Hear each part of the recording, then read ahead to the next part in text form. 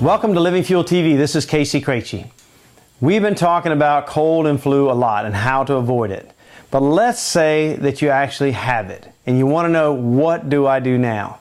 Now, many people will go to the doctor, and the doctors now are oftentimes sending people home and say, hey, you got the flu, you have a cold, nothing we can do, go sleep it off, rest, plenty of fluids, the typical chicken soup and those sort of things. And that is not terrible advice.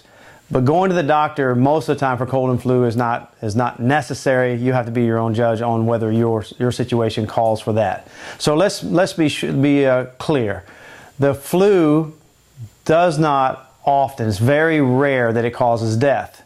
And it's also very rare that the flu shot causes death. So the question that you ask in that particular scenario is the risk of the injury from the vaccine worth the potential risk of being in bed for 7 days? That really is the question that you're asking on that. But now let's say that you had your flu shot or you didn't have your flu shot, but now you got symptoms coming on. First sign of symptoms, it's really important to jump on it and do a few little things.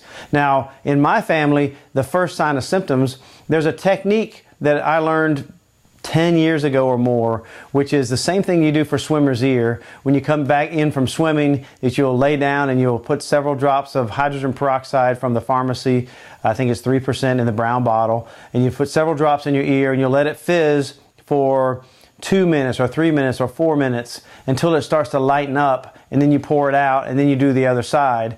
This is a place in the ear canal where many germs divide and conquer, so to speak. They try to continue to grow there, and then they release into your ear canal and in your throat and so on. So that is really a good technique to start with. And oftentimes we have found that alone will stop these onset of these viruses and bacteria at the start of it. So it's really a good technique. Secondly, zinc. Zinc has been shown, zinc lozenges in particular have been studied to shown to bind to the viruses and to actually shorten the duration of cold or flu. So zinc is really a must in a cold or flu scenario.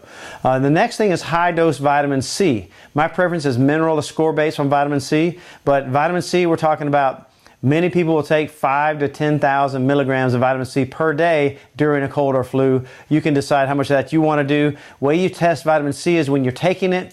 If you happen to get diarrhea as a result of taking the vitamin C, then you just back down. They call that taking vitamin C to bowel tolerance. That means you can take as much as you can, but until it starts to loosen the stools, and then you back down a little bit more. So high dose vitamin C has been proven again and again. A lot of times people will go and get intravenous vitamin C to help them shorten the duration of the cold or flu. And then you have things like vitamin D. We talked about vitamin D in other shows. We've talked about it many times. But in the case of the onset or cold or flu, if you could take 50 to 100,000 IU of vitamin D3 a day for 3 to 4 days at the onset of symptoms, and then back down to your normal dose, whatever that might be, 5,000 IU a day.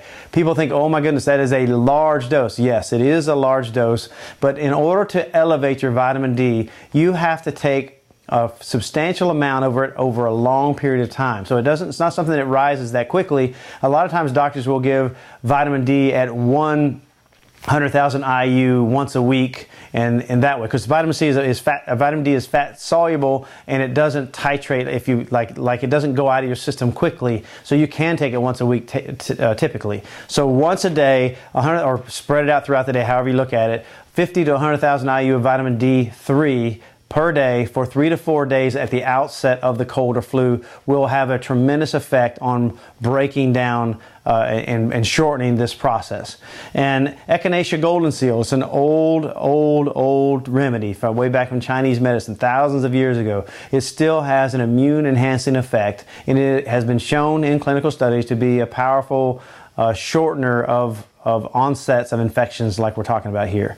And then so you do these things, say 3 to 4 times a day, and that is what you would want to try to do for initial cold and flu symptoms. Hopefully this was helpful to you. God bless you, and have a great day.